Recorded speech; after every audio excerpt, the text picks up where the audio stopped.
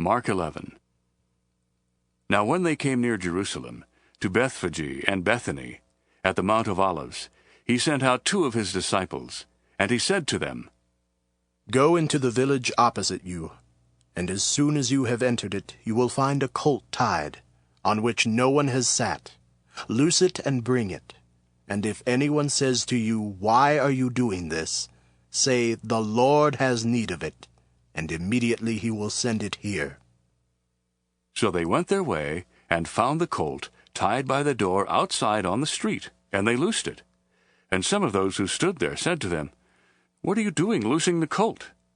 So they spoke to them just as Jesus had commanded, and they let them go. Then they brought the colt to Jesus, and threw their garments on it, and he sat on it. And many spread their garments on the road, and others cut down leafy branches from the trees, and spread them on the road. Then those who went before and those who followed cried out, saying, Hosanna!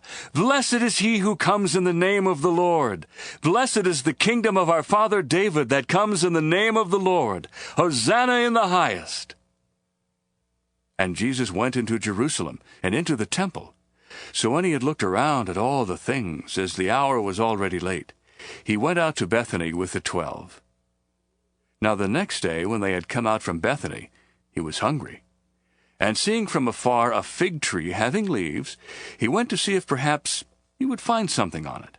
And when he came to it, he found nothing but leaves, for it was not the season for figs. In response, Jesus said to it, Let no one eat fruit from you ever again. And his disciples heard it. So they came to Jerusalem, and Jesus went into the temple and began to drive out those who bought and sold in the temple, and overturned the tables of the money changers and the seats of those who sold doves. And he would not allow anyone to carry wares through the temple. Then he taught, saying to them, Is it not written, My house shall be called a house of prayer for all nations? But you have made it a den of thieves. And the scribes and chief priests heard it, and sought how they might destroy him, for they feared him, because all the people were astonished at his teaching. And when evening had come, he went out of the city. Now in the morning, as they passed by, they saw the fig tree dried up from the roots.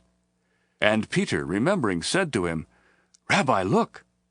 The fig tree which you cursed has withered away.